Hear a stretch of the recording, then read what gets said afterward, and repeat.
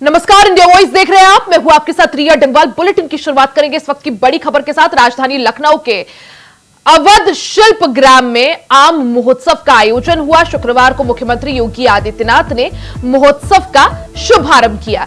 यह महोत्सव 12 से 14 जुलाई तक चलने वाले इस महोत्सव में आम की विभिन्न प्रजातियों और उनके उत्पादों की आकर्षक प्रदर्शनी लगाई गई है। इस दौरान मुख्यमंत्री योगी आदित्यनाथ ने कहा कि उत्तर प्रदेश इस साल जापान और मलेशिया को 40 टन आम निर्यात करेगा। 160 साल के इतिहास में पहली बार हुआ है कि लखनऊ का दशहरी आम अमेरिका को निर्यात किया जा रहा है।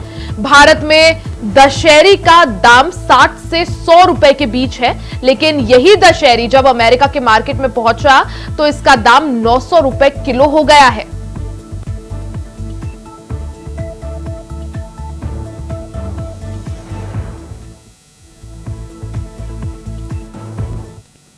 आप सब जानते हैं कि हमारी सामान्य भाषा में ही जिस फल का नाम आम हो, उस फल की विशेषता और उस फल में प्रत्येक नागरिक की पहुंच का सहज अनुमान लगाया जा सकता है। वो आम है, इसलिए सबके लिए सुलभ भी है, सबके लिए सरल भी है और सबके लिए उपयोगी भी है।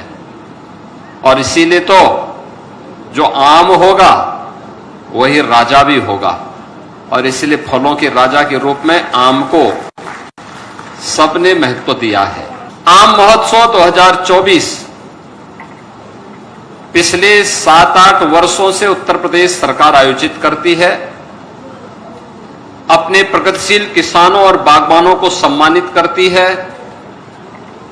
उत्तर प्रदेश के उत्पादित आम को हम न केवल देश में बल्कि दुनिया की मार्केट में पहुंचा सकें, इसके लिए प्रयास करती है। और इसके लिए आम महोत्सव जैसे लखनऊ में आयोजित हो रहा है, ऐसे महोत्सव का आयोजन दुनिया में और देश में भी आयोजित करते हैं। आज उसी देश से यह आयोजन 3 दिवसीय आयोजन का शुभारंभ हो रहा है। मुझे प्रसन्नता है कि आम महोत्सव में 700 से अधिक वैरायटी प्रदेश की और देश की आम की यहां पर प्रदर्शन होगी अगले 3 दिनों के अंदर। बायर सेलर मीट्स यहां पर आयोजित होगी।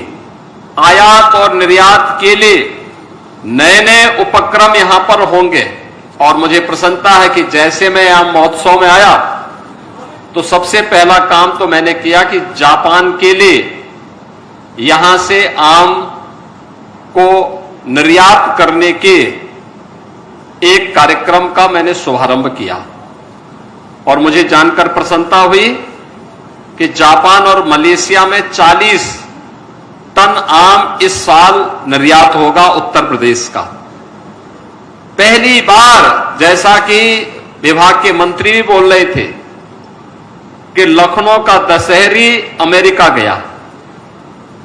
यानी 160 वर्ष का इतिहास है, आज तक ये अमेरिका नहीं जा पाया, लेकिन अब अमेरिका भी जा रहा है। और जैसे कि मुख्य सचिव ने यहां बताया, यहां पर कितना आम का दाम होगा, 60 से लेकर 100 रुपए के बीच। लेकिन यही आम जब अमेरिका के मार्केट में पहुंचेगा तो इसका दाम होगा 900 रुपया किलो।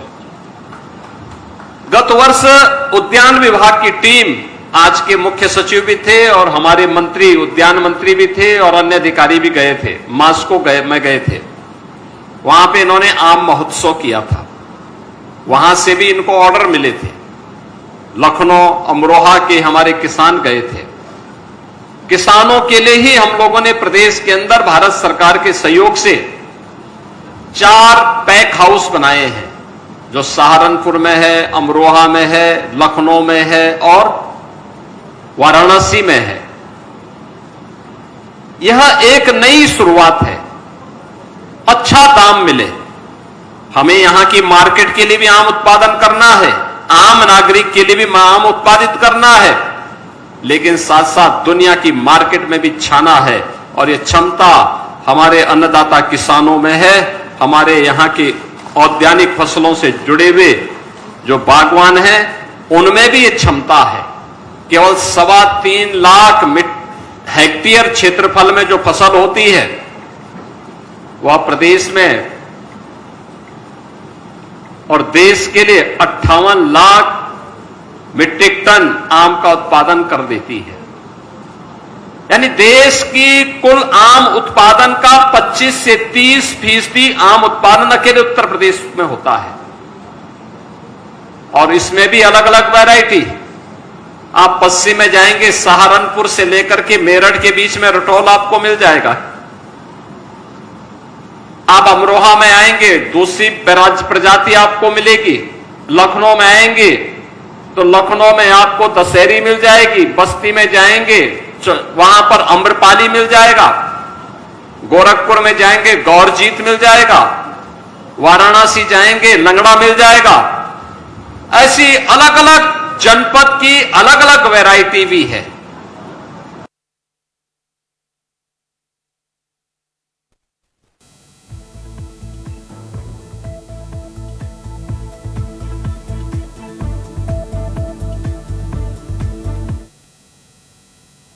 वहीं उत्तर प्रदेश में डिजिटल अटेंडेंस को लेकर जहां प्राइमरी टीचर पुरजोर विरोध कर रहे हैं, वहीं शिक्षकों का कहना था कि दूर दराज होने के कारण समय पर पहुंचना मुश्किल है। रायबरेली की बात करें तो रायबरेली में विद्यालयों की संख्या 2000 से ज्यादा है। वहीं प्राथमिक विद्यालयों की संख्या 1600 है। उच्च प्राथमिक विद्यालयों की संख्या 323 है, तो वहीं कॉम्पोजिट विद्यालयों की संख्या 300 है। इन आंकड़ों के तहत रायबरेली में लगभग 10,000 शिक्षक ऐसे हैं जिनको डिजिटल अटेंडेंस लगानी चाहिए और बीते 10 जुलाई को मात्र 11 शिक्षकों ने डिजिटल अटेंडेंस लगाई है। सिर्फ इतना ही नहीं, रायबरेली में लगभग 200 ऐसे अधिकारियों समेत शिक्षकों को नामित किया गया है जिनका कार्य निरीक्षण कर शिक्षकों को जागरूक करना और उनका डिजिटल अटेंडेंस के लिए प्रेरित करना है, जिनमें मुख्य रूप से बेसिक शिक्षा अधिकारी, डाइट के अधिकारी भी शामिल हैं। लेकिन इसका असर धरातल पर नहीं देखने को मिल रहा है। रायबरेली के नगर क्षेत्र में स्थित कॉम्पोजिट विद्यालय, पुलिस लाइन और माध्यमिक विद्यालय रायपुर में इंडिया वॉइस की टीम ने जब पता किया तो पता चला कि पढ़ा रहे दोनों स्कूलों की शिक्षिकाओं ने डिजिटल अटेंडेंस नहीं लगाई है।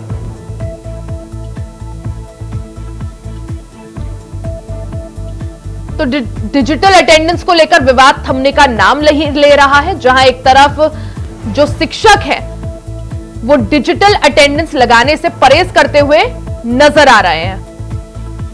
ज्यादा जानकारी के लिए सीधा रुख कर लेते हैं संवाददाता राजू तिवारी का। राजू, एक तरफ उत्तर प्रदेश में पूरी तरह से जो शिक्षक हैं वो डिजिटल अटेंडेंस का विरोध कर रहे हैं, वहीं रायबरेली से एक खबर जहां महज 11 शिक्षकों ने जो है डिजिटल अटेंडेंस लगाई। आखिर क्या वजह निकलकर सामने आ रही है, क्यों जो शिक्षक हैं वो डिजिटल अटेंडेंस का विरोध कर रहे हैं? संवारने के लिए मुख्यमंत्री योगी आदित्यनाथ के द्वारा एक कदम उठाए गए हैं कि डिजिटल अटेंडेंस के द्वारा शिक्षकों को बुलाया जाए ताकि शिक्षक समय पर पहुंचे। लेकिन जो शिक्षक संगठन है वो पूरी तरह से इसका पुरजोर विरोध कर रहा है और शिक्षकों के द्वारा व्यक्तिगत समस्याओं को सामने लाकर बताया जा रहा है कि उनकी समस्याएं इस तरह से हैं कि वो दूर दराज से आते हैं और जो भी व्यवहारिक समस्याएं हैं उनको भी कहीं ना कहीं सामने रख रहे हैं। लेकिन साफ तौर से अंदाजा लगाया जा सकता है, रायबरेली जिले की अगर बात करें तो रायबरेली जिले में लगभग 10,000 शिक्षक है और 10,000 शिक्षकों में 10 जुलाई को मात्र 11 शिक्षकों के द्वारा ऑनलाइन बायोमेट्रिक के जरिए अटेंडेंस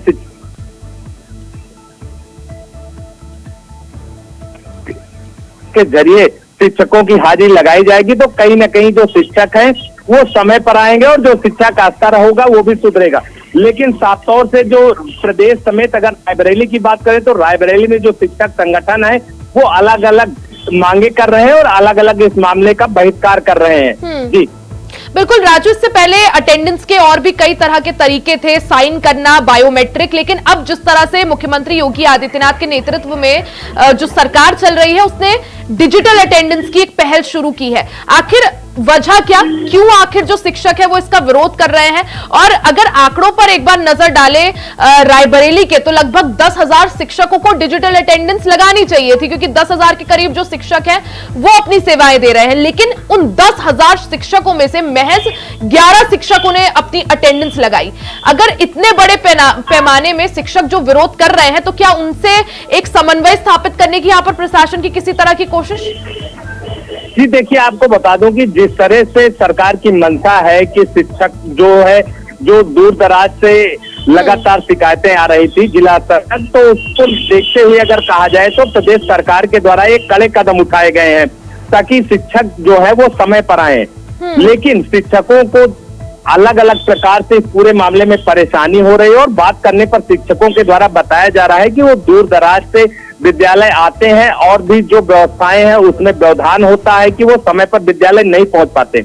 लेकिन जो प्रदेश की मंशा है कि कहीं ना कहीं अगर शिक्षक समय पर पहुंचेंगे जो शिक्षा का स्तर होगा वो सुधर पाएगा।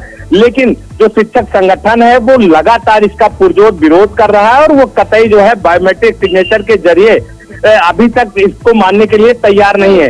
लेकिन रायबरेली की बात करें तो रायबरेली में बेसिक शिक्षा अधिकारी और डाइट के जो भी अधिकारी हैं उनको नियुक्त किया गया है कि शिक्षकों को इसके लिए जागरूक किया जाए और इसकी जानकारी दी जाए कि शिक्षक के जो ऑनलाइन अटेंडेंस है वो क्यों जरूरी है। लेकिन अगर धरातल पर देखा जाए तो रायबरेली में धरातल पर इसका कोई असर नहीं देखने को मिला, क्योंकि 10,000 शिक्षक होने के बावजूद 10 जुलाई को मात्र 11 शिक्षकों के द्वारा ऑनलाइन हाजिरी लगाई गई है। तो कहीं ना कहीं सवाल के घेरे में रायबरेली जिला प्रशासन राजू, एक तरफ जो शिक्षक हैं वो इस व्यवस्था का विरोध कर रहे हैं, डिजिटल अटेंडेंस नहीं लगा रहे हैं, वहीं दूसरी तरफ मुख्यमंत्री योगी आदित्यनाथ ने भी सख्ती दिखाते हुए साफ तौर पर निर्देश दिया अधिकारियों को कि अगर 3 दिनों तक किसी शिक्षक की डिजिटल अटेंडेंस नहीं आती है तो वेतन काटा जाएगा। तो क्या जब ये वेतन काटने की बात आई, इसके बाद कुछ प्रभाव शिक्षकों में, इसके बाद कुछ सुधार यहां पर दिखाओ? देखिए, मुख्यमंत्री योगी आदित्यनाथ के द्वारा पूरी तरह से कड़े तेवर देखने को मिले हैं, क्योंकि जो उत्तर प्रदेश की शिक्षा व्यवस्था है उसको संवारने और बच्चों की जो नींव है उसको मजबूत करने के तहत ये निर्देश दिए गए। लेकिन रायबरेली जिला प्रशासन कतई इस पूरे मामले में अभी तक सजग नहीं हुआ है, क्योंकि ये एक बड़ा उदाहरण सामने आया है कि 10 जुलाई को मात्र 11 शिक्षकों के द्वारा ऑनलाइन हाजिरी लगाई गई। तो कहीं ना कहीं जिला प्रशासन की उदासीनता साफ तौर से सामने निकलकर सामने आई है कि इसके बावजूद कि प्रदेश सरकार की मंशा है कि जो बायोमेट्रिक सिग्नेचर है उसके जरिए लोगों की हाजिरी लगाई जाए, लेकिन अभी तक इसका धरातल पर कोई असर नहीं देखने को मिला। जी, और जिन 11 शिक्षकों ने डिजिटल अटेंडेंस लगाई उनकी तरफ से क्या कुछ कहना है? उनका अगर बात हुई हो, कुछ उन्होंने कहा हो, किसी तरह की नेटवर्क में कोई दिक्कत? क्योंकि बातें ये भी सुनने को आ रही थी, जो टीचर्स इसका विरोध कर रहे हैं वो यही कह रहे थे कि कई बार नेटवर्क की भी दिक्कत रहती है जिस वजह से वो इस व्यवस्था का विरोध कर रहे हैं। देखिए, रायपुर में एक प्रधानाचार्य के पद पर कार्यरत है शिक्षक, उनके द्वारा जब पूरे मामले में बात किया गया तो उनका साफ तौर पे कहना है कि जो व्यवहारिक जिम्मेदारियां विद्यालय की दी गई हैं उसमें भी समस्या आती है और जिसके चलते बायोमेट्रिक सिग्नेचर संभव नहीं हो पा रहा है और इसका शिक्षक संगठन इसीलिए विरोध कर रहा है। यानी एक तरफ जो शिक्षक है वो डिजिटल अटेंडेंस का पूरी तरह से विरोध करते हुए नजर आ रहा है, तो दूसरी तरफ सरकार भी बिल्कुल सख्त तेवर दिखाते हुए ठान चुकी है और सख्त निर्देश यहां पर दिए गए हैं कि अगर 3 दिनों तक लगातार कोई शिक्षक अपना डिजिटल अटेंडेंस नहीं लगाता है तो वेतन भी काटा जाएगा। यानी एक तरफ शिक्षक वर्सेस सरकार यहां पर देखने को मिल रहा है। हालांकि जीत किसकी होती है, कौन यहां पर जो निर्देश है वो मानता है, उस पर सभी की निगाहें। राजू, बहुत बहुत शुक्रिया जानकारी के लिए।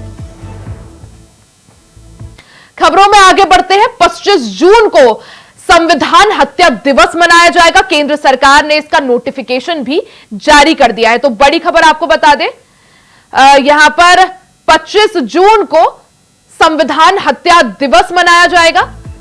केंद्र सरकार ने इसका नोटिफिकेशन जारी कर दिया है। 29 जून 1975 को देश में आपातकाल लगा था, जिसको देखते हुए अब 25 जून को संविधान हत्या दिवस मनाने का केंद्र सरकार ने नोटिफिकेशन जारी कर दिया है।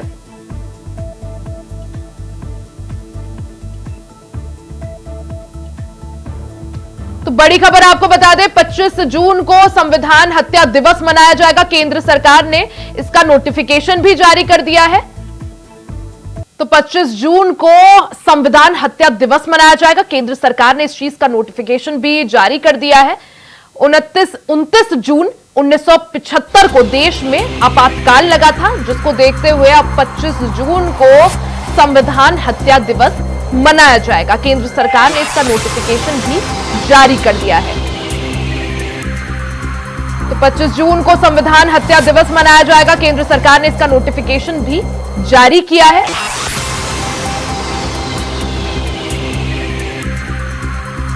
आपको बता दें कि इससे पहले जब सदन का सत्र चल रहा था, उस दौरान भी जमकर संविधान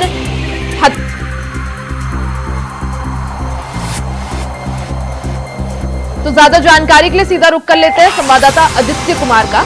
आदित्य, जिस तरह से हमने देखा था कि इससे पहले सदन का जब सत्र भी चला था, तब भी जमकर प्रधानमंत्री नरेंद्र मोदी ने आपातकाल को लेकर कांग्रेस को जमकर घेरा था। अब जिस तरह से 25 जून को संविधान हत्या दिवस मनाने का यहां पर फैसला लिया गया है, नोटिफिकेशन भी जारी हो गया, किस तरह से देखें?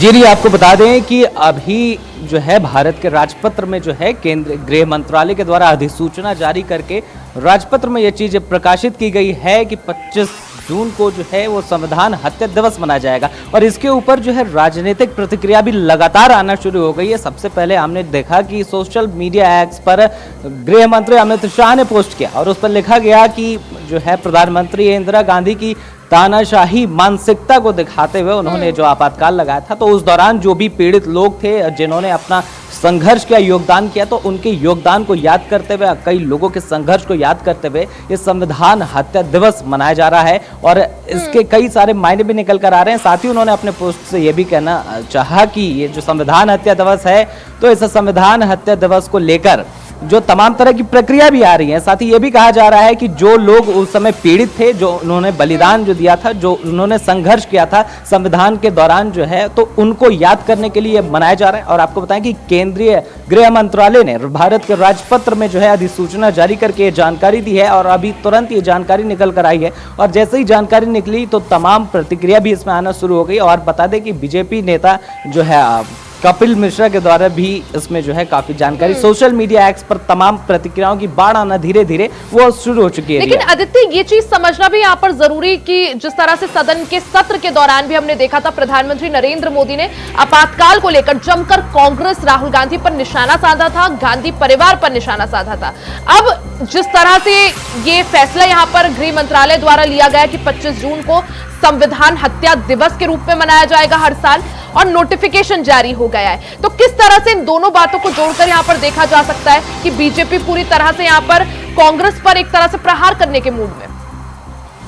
जी, ये प्रहार वाली बात तो यहाँ पर है ही, लेकिन आपने जैसा कि कहा कि सदन में लगातार हंगामा हुआ, पक्ष विपक्ष दोनों आपस में भिड़े, साथ ही इस पर मौन भी रखा गया, श्रद्धांजलि देने की बात कही गई, लोगों के संघर्ष को याद करने की बात कही गई, यहाँ पर मौन रखकर। लेकिन जो विपक्ष था लगातार इसमें कहीं ना कहीं और राजनीति करार देता आ रहा था लगातार। तो ये सदन में जो है पक्ष विपक्ष आमने सामने खड़े थे इस चीज को लेकर, और आपातकाल का मुद्दा जो है सीधे सीधे सदन में यानी आदित्य, जहां एक तरफ कांग्रेस और विपक्षी पार्टियों ने अब की बार जमकर मोदी सरकार को तानाशाही के रूप में दर्शाने की यहां पर कोशिश की, संविधान पर हत्या बताने की कोशिश की, वहीं दूसरी तरफ अब उसी पर पलटवार करते हुए गृह मंत्रालय की तरफ से 25 जून को संविधान हत्या दिवस के रूप में मनाने की बात सामने आई है। हालांकि किसका इसमें प्रभाव कितना देखने को मिलता है, उस पर सभी की निगाह है। आदित्य, बहुत बहुत शुक्रिया आपका जानकारी के लिए। इसी के साथ इस बुलेटिन में फिलहाल के लिए सिर्फ इतना ही। खबरों का सिलसिला जारी रहेगा, बन रहे हमारे साथ।